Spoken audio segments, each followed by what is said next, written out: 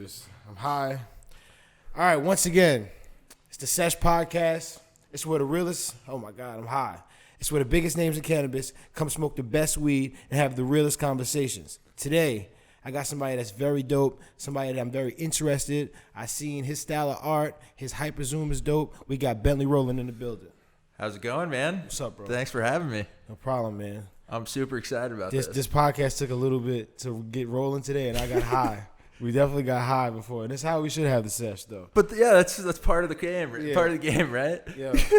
All right. First and foremost, how you doing, brother? How's your day? It's Happy Friday. How's your Friday going? It's going really well. I'm just getting to hang out with you, smoke a J. I love me some indica. And what's the usual Friday for you, if you don't mind me asking? Like, just somebody can, So these days, I used to have the kind of a regular 9 to 5, but these days I'm doing more like I work for myself, do a lot of freelance. Nice. So it really depends, man. Like some days it seems like the weekend. That's what's kind of weird. Me and my girlfriend both work for ourselves now, so it's sometimes we work on a Saturday and a Sunday, but we don't work on like a Tuesday and a Wednesday. We still work the same amount, but right. And that's a dope dynamic to have. How is it with that dynamic? You having your relationship and your business in like coinciding? It's great, man. I don't think it would work if only one of us was doing it, I guess, dope. That way. So we both kind of get to have a little more freedom in that sense. So it is pretty nice. Word, bro. But honestly, when we first as a company, and like when we sit down and we're like, yo, who we think to get on the podcast, who's dope or whatever. My boy Ben Whalen was saying to me, Benny Buzz, shout outs to him, like, yo, bro, Bentley Rolling is dope. You got to see his page. I'll look through your page, and then that day when you came with Koala, and you didn't come with Koala, but when Koala's here, and you came with Herb Hack. Yeah, Herb Hack. Herb Hack. He just posted me the other day, and I'm like, yo. Yeah, dude, that photo is sick of you, man. Crazy, bro. That's great. And honestly, I don't mean to get a tangent. Doing that little square from the mold is like got me on so many people's pages before, bro. Just making that fucking little square for really. Him. But yeah, dude, it's legit though. It looks like something really interesting. I love that picture you got of you too. But word, bro. When we first thought about making this happen, I was saying when I seen your page, I'm like, yo, he does an ill hyper zoom with mad different things, bro. So I kind of want to go into that. Like, I don't want to like fast forward into that because I know that's something you're doing now, but like. Can you give me the insight behind that and like why you do that? Yeah, so I actually started doing that probably about a year ago. I decided I wanted to kind of dive into the world of macro photography. Prior to that, I was working for a company called Lynx Vapor as their marketing director and mainly focusing on like content creation and photography and stuff. Mm-hmm. But it was all like lifestyle. So with weed, I don't know if you've ever tried to take a picture of weed, but like generally speaking, it'll just look like a fucking green ball, I don't. Am I allowed to cuss on this podcast? Yeah, you can say whatever the fuck you want. You can say whatever the fuck you want. So like I was like, how can I make this actually look like what I'm seeing? Because it never does it justice. Yep. So I invested just kind of on a whim pretty heavily in a lot of macro equipment and just was like, I'm gonna figure this out. Kind of had that and. Took me a long time. It's super tedious. It's honestly not for everybody to try macro photography unless you're a patient person, I guess. But I seen why you was doing the photography. Like it takes you, I think the photography is dope, honestly, because it takes you into a lot of different like places. I feel like you did some traveling in the same time that you started this. I kind of seen maybe that was you and your girlfriend or fiance. I don't know. Girlfriend is like I don't know. Y'all was traveling together, if I'm right. Yeah, so we actually, that's kind of a cool thing about it too, is so like some of the coolest states and countries have legal cannabis. So like, hell yeah, bro. Which means they need somebody to create content for it and help them market it. Mm-hmm. And it's taken us to some pretty badass places. One of the first places we went was Oregon, and like I worked with a couple companies up there, and it kind of pays for the trip. It's cool. So like sometimes. I'll kind of play it that way. Or like we went to Vancouver Island, British Columbia. Nice. It was one of the coolest places BC, in the world. Right? Yeah, and they have like some of the dankest bud in the world as well. So I connected with this company, Top Leaf, back in the day, and they worked with them. It was super fun up there, and we got bunch of awesome bud, and like it covered a lot of the trip. It was just, I think that's kind of the way to do it, is help your job, help you travel. I mean, I kind of have the same situation. And like, to say the least, like be able to travel around the world and see how the world is changing from cannabis and like how it's like normal in places and like the laws and like how it's sold and shit. I think it's the most craziest. Like my mind literally is like so interested. It's like, wow, how the fuck is this going on, bro? Dude, because like from like comparing to like Uruguay having like it federally legal and having clubs, and then like think of like a place like Amsterdam, and then like Colombia, and like maybe like Mexico, but then you got America sit here too, and it's like all over.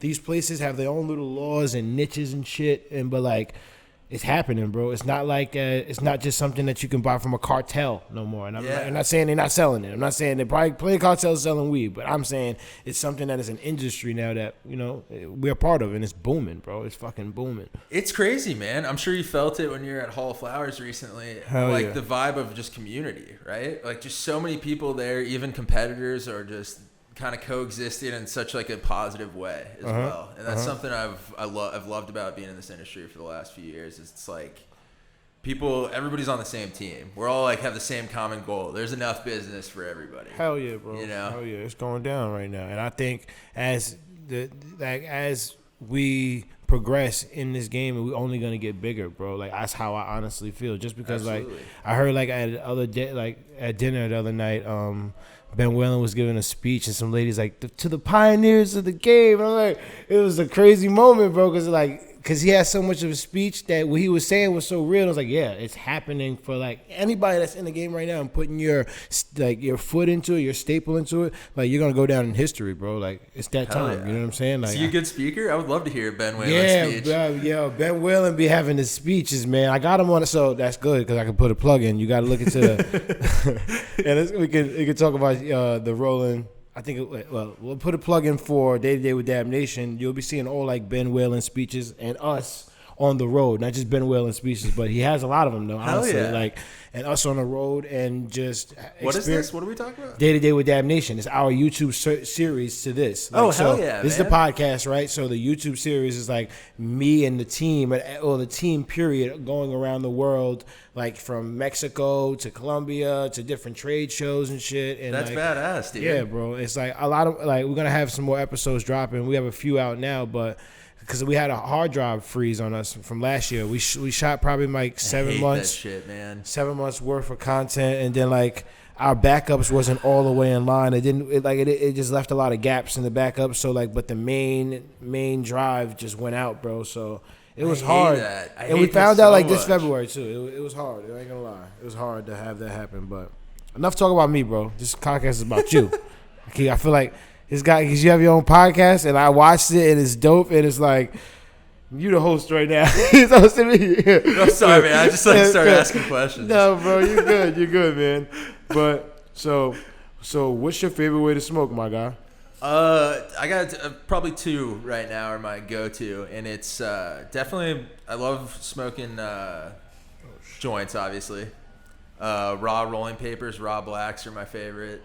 And I also like. My bad, bro. My phone went off. What the hell did you just say? I'm sorry, bro. No worries. I want to really listen. Blacks, just smoking joints. But yeah? raw black specifically is my favorite. Is my favorite joint paper. But then I love the fucking Puffco Peak, dude. I've been using it like crazy. So it's either I'm taking dabs out of the Peak generally, or smoking joints. Word. And what is it? Sauce or is it solventless? Like what's your way? Like with dabs. Prefer solventless if possible. Yeah. Just.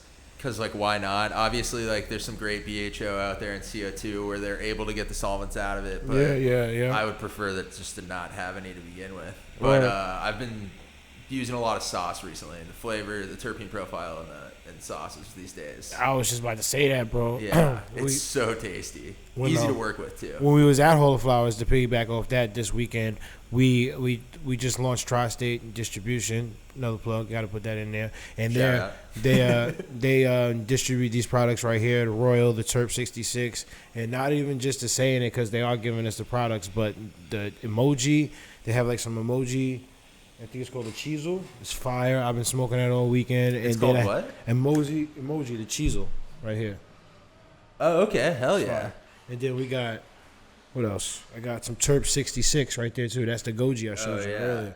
It looks like it's pretty terpy. Yo, bro, it smells. It's like I was saying at the at the show because I had left like maybe a stack of like just different oils on the table, and Adam Mill had to put him in his bag, just like, yo, I'm when I see him, I'm gonna give it back to him. Yeah. And I'm like, bro, I put it on Instagram like, bro, thank you, bro. You don't know how much I needed those fucking flavors, bro. Well, I gotta take this dab. Hold on.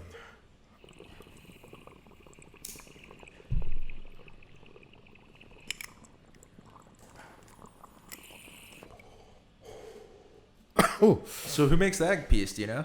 I don't know the names, but I know it's a husband and wife. They blow, they blow together, and their signature is like the sugar on the Sour Patches. Not just on the Sour Patch, but they do sugar on mad different things. That's like their signature. That's pretty dope.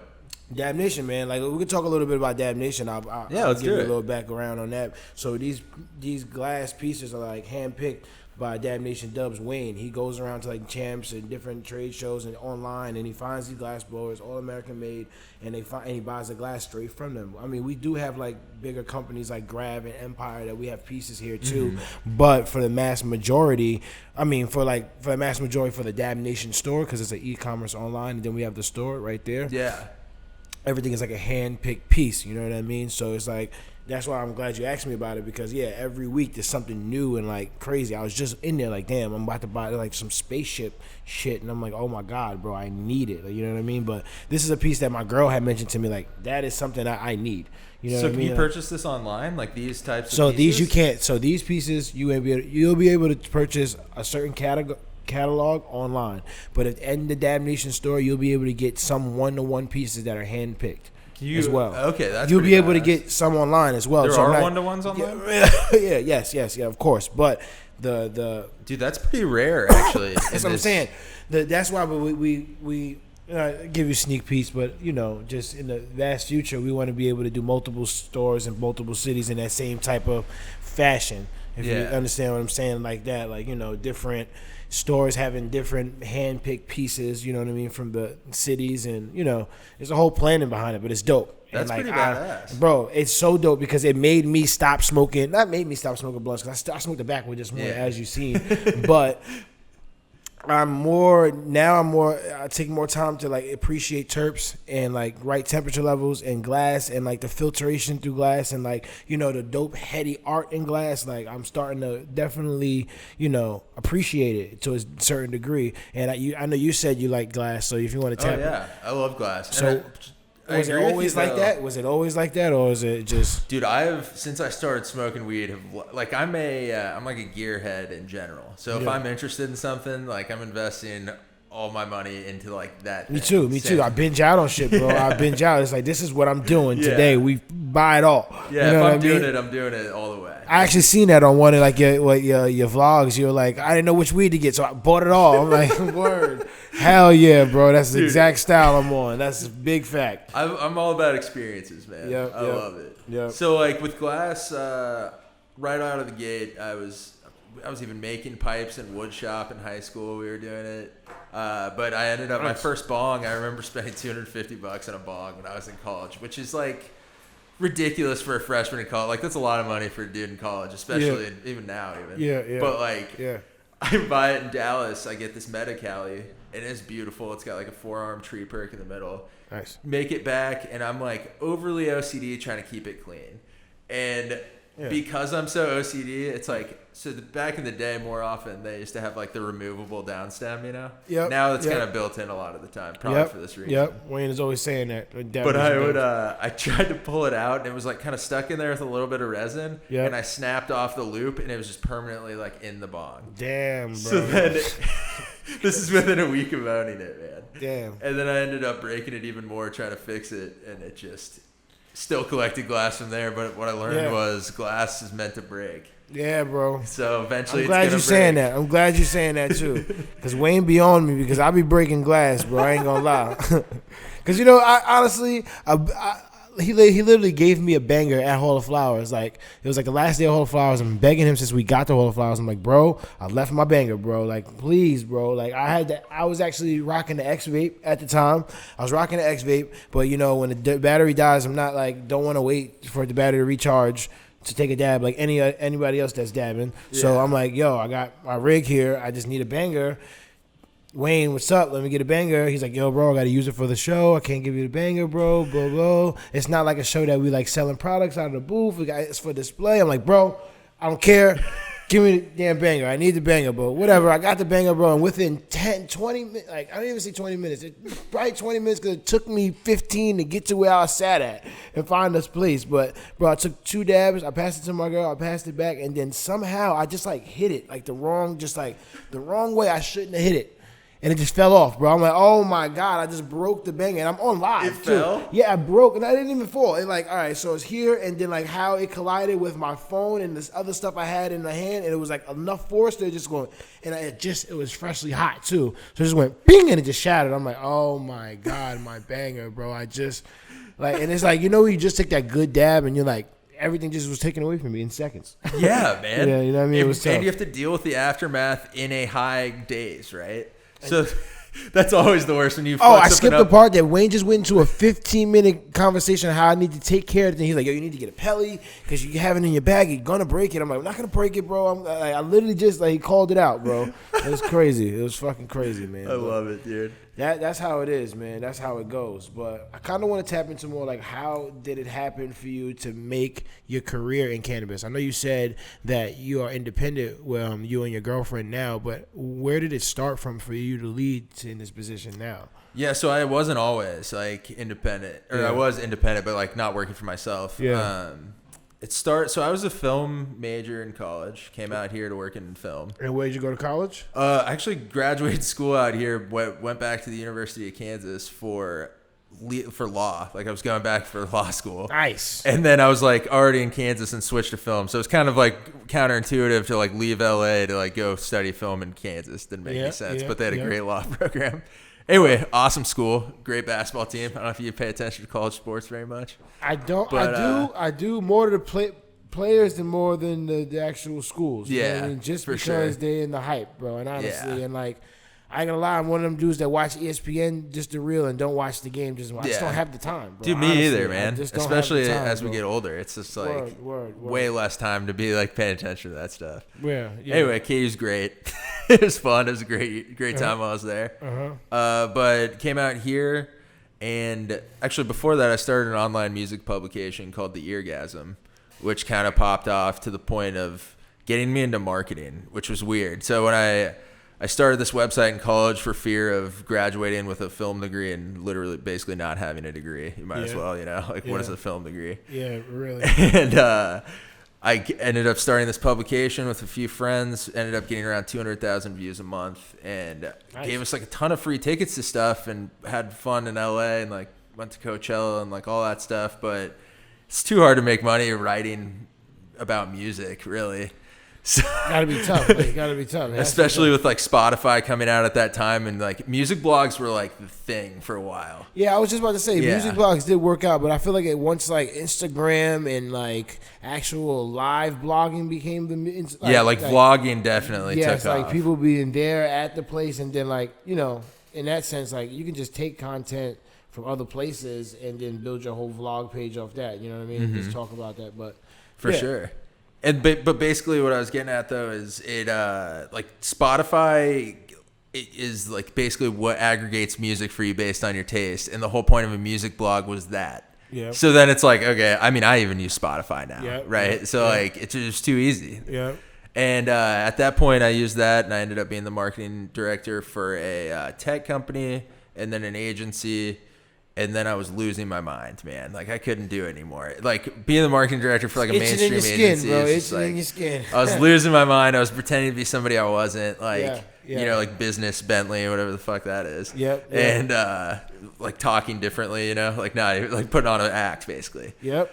And I feel you, bro, because sometimes you feel like you have to do it. You have to be like that. Yeah. You know what I mean? To be accepted by whatever this, like, group of people is that you don't necessarily relate to. Whatever the accepting bar is and whatever criteria comes with that. You know what I mean? Especially in professional scenarios. You're just like, I kind of, like, I guess I don't even realize I'm doing it. And then I'm like, what the hell am I fucking doing, man? Why am I talking like this? Bro, because you know what it is? Those times when you're like, it's like when you're like going to brush your teeth at night and you look up in the mirror like, who the fuck was that? Yeah. It's like put on a character. Who was that dude? Like, so true, man. And it killed me. Like, I was just losing it. And I remember I got my own office at this agency, and I was just like, this was supposed to be cool. Mm-hmm. And realistically, I'm just, like, hating my fucking life. Don't want to be here. And there's no way you can really, like, progress doing shit like that because you'll never put your real all into it. Yeah, absolutely. You know what I mean? Your real energy is not there. You literally have to make an energy, and it's always will be fake, in a sense. Absolutely. I mean? We talk about this a lot on my podcast. It's like, you got to, like, because one of the things about my podcast is I like to have people on to kind of help people that are younger trying to get into this industry kind of figure out a path, because like there isn't really one right now, right? So like it's hearing a lot of different successful people in this industry's perspective is always nice. And that was kind of, for me, one of those things where I was just like, dude, I don't know how I would get into this industry. I don't know what I'm doing at this agency. Like, I've just kind of just kept progressing for the sake of progressing, and I'm doing something I hate. So I ended up applying for a lot of cannabis jobs and got a job as the marketing director for a vaporizer company, like I was saying earlier, Lynx Vapor. And, like, that's what got me into it. Started going to all these trade shows, meeting everybody, heavily focused on influencer marketing. So I was connecting with a lot of those people. And that's how I ended up eventually going out on my own, because I'm paying all these influencers like the ad budget for this company, like more money than I'm basically making at this job, and they are just chilling and smoking weed and like taking pictures of weed and like basically doing what I do anyway for fun. And I'm just like, what the fuck is going on here? This doesn't add up. Like, why am I paying other people like more than I'm making to do this? Give me the budget. Yeah. So I started my own account, man. Yeah. And I actually met Herbhack, the Englishman you met the other day. He's a pianist. Check him out at Herbhack, guys. That guy's dope.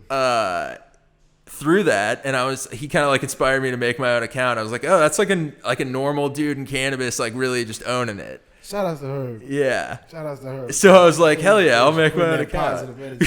Yeah, that's dope, man. That's for real. And then I just, what I was getting at, though, about the podcast is we keep the thing that everybody said Shout your podcast out, too. Oh, it's highly conversational on iTunes, Spotify. Yeah, Ricky Williams, that was so fun, man. He's a great guy.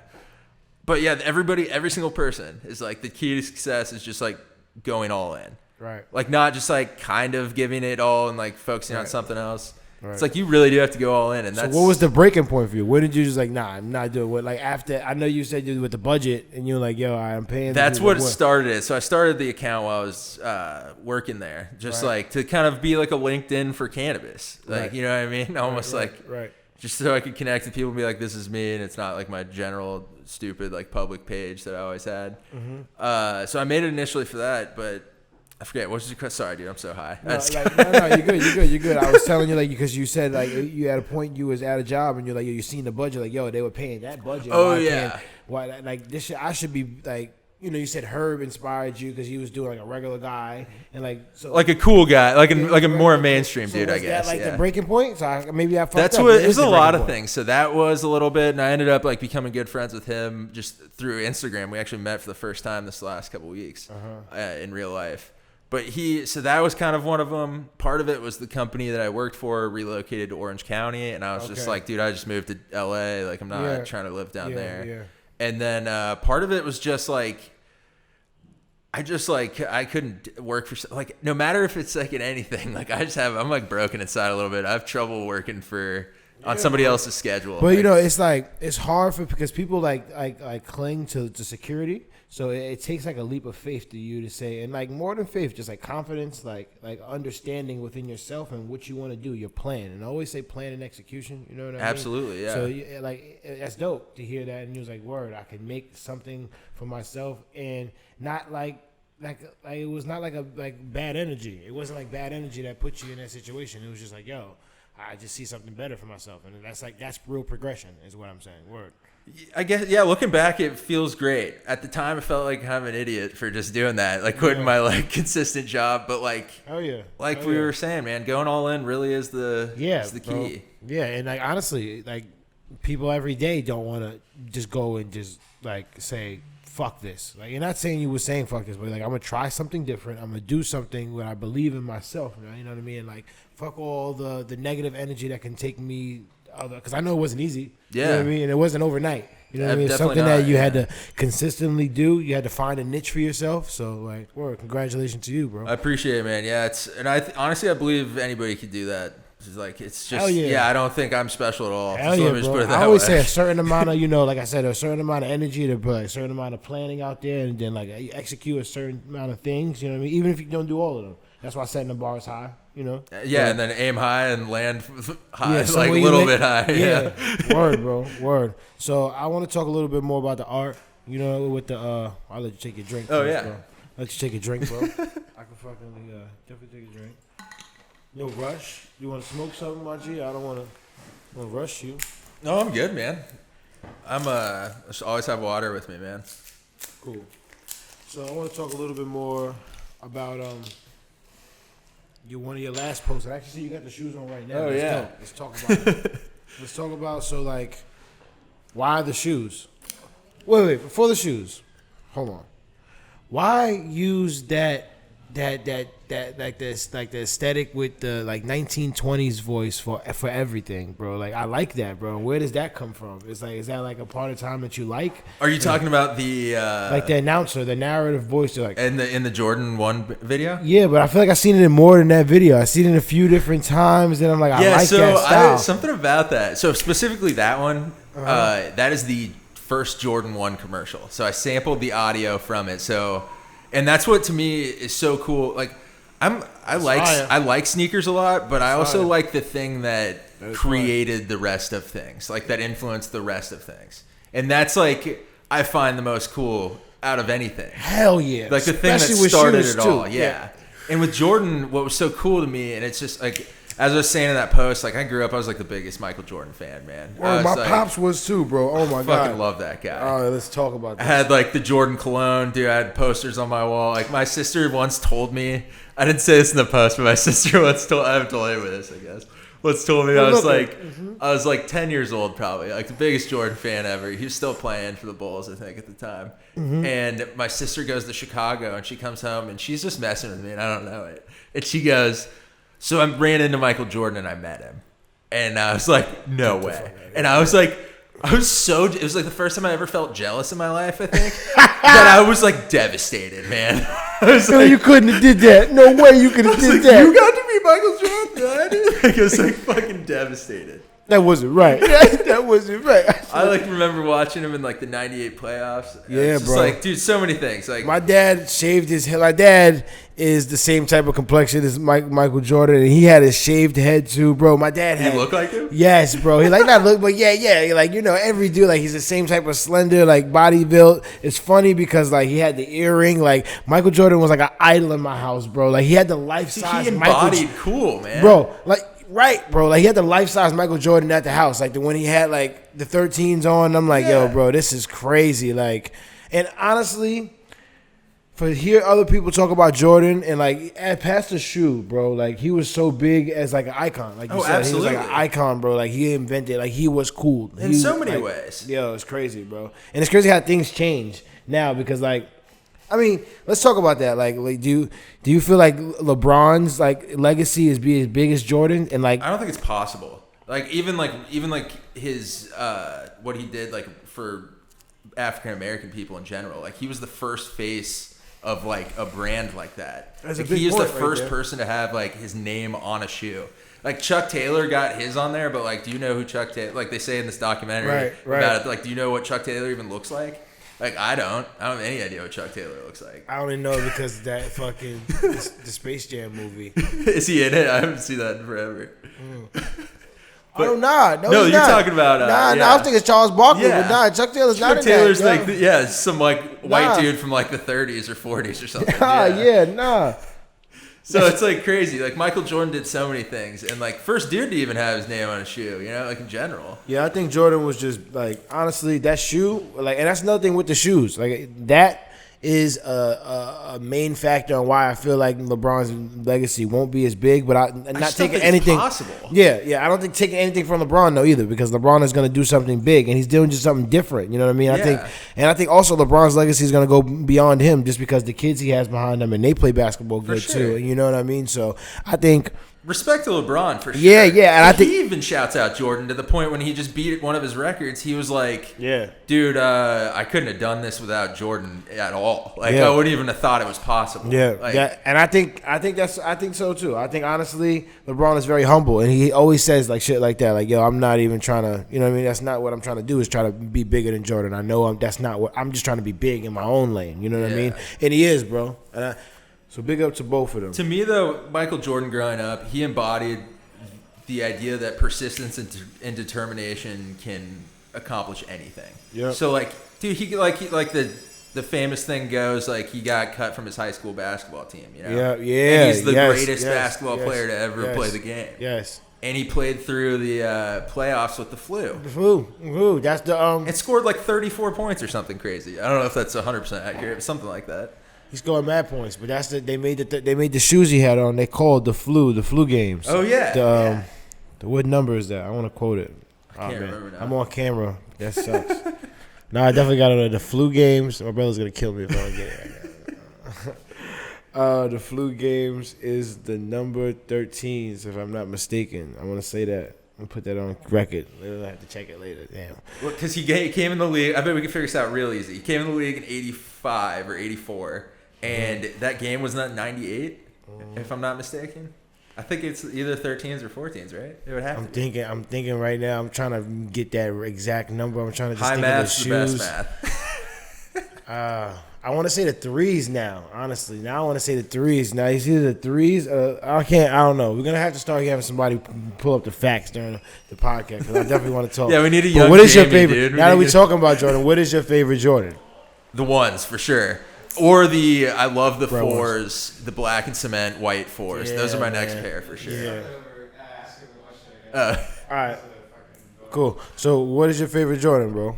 Definitely the Jordan 1s or the 4s. Like I love the 4s because I don't know. There's something like it seems like it's a perfect representation of that. I was light one up. Oh yeah, word. Perfect representation of that time period.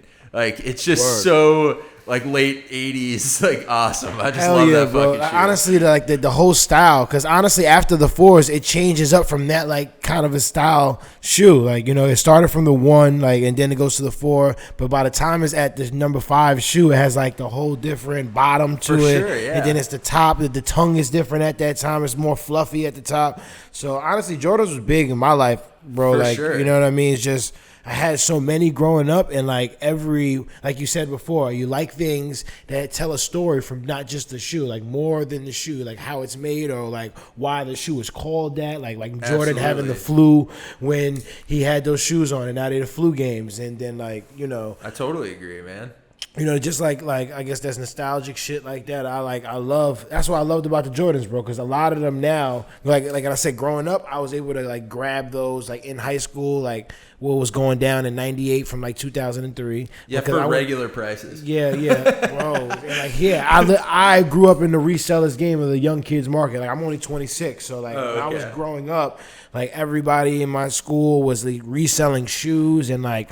Do you remember the like Air Force Ones were like the most expensive shit ever for a while? Bro, like, I remember when Air Force Ones were like the pinnacle of pinnacle. I remember when you had to have a white pair and a black pair and maybe 2 pair of each. Yo, it was Dude, oh you my couldn't god. find, there wasn't online shopping really there was a little bit, but it'd be like shady ass like shitty websites. Yeah, yo, that's so funny. We had like I was like trying to. You couldn't find Air Force Ones anywhere when I was. Do you remember when you used to go online and search for shoes and it was just only shady ass websites? It'd be now like, they have like StockX and there's like a stock market behind it with like sales trends and shit. Yeah, like, that's so funny, bro. Because that shit used to be so crazy. Because honestly, it like if anybody knew around this time, the internet wasn't the internet today. It wasn't like it was informative, but it like definitely you can buy some bullshit real easy. Like yeah, bro. I don't even know how are you buying like honestly. for an internet transaction, what were you giving them, a card? Was you putting a card online? Dude, I don't even know. Like, I'm trying to think. the At that safest time, thing was it like had to eBay be a card at the time. Do you remember eBay? It was like the biggest thing. Yeah. So it had to be. Amazon kind of killed eBay. Because honestly, I never bought them offline, but I used to always look at them online. But it was a local Me too, guy. man. I never bought them online. Yeah, I never bought It's one too- because it's it was too a local shady. guy in my neighborhood. He had it was like next to a one way. The one way had like a deli, had like another like phone store, but on this one way it had his store. He used to like have a little like one chair, a barbershop, and then sell mad clothes and sneakers. Dude, that is badass. Yo, bro, but it was like knockoff everything. You know what I mean? Like everything was knockoff. Were they any good? It was designer everything. You could buy your mom a Louis bag. You can probably buy. And at this time, I think Diesel jeans were cool. Like the 7 jeans. Did you say you're from New York? Yeah, I'm from New York. Where was this at? This is in Long Island. Oh, This hell is in yeah. This is in Brentwood, Long Island, if anybody knows. I mean, probably on this side of the world, they don't know, but That's the coolest part about big cities is you get like a culture like that where you can actually buy knockoff shit, dude. It was like in the Midwest, Bro, anything. you couldn't get knockoff shit. bro, he must have had a great Alibaba account now looking at it because he used to have mini bikes, like when the little small bikes came out. Like,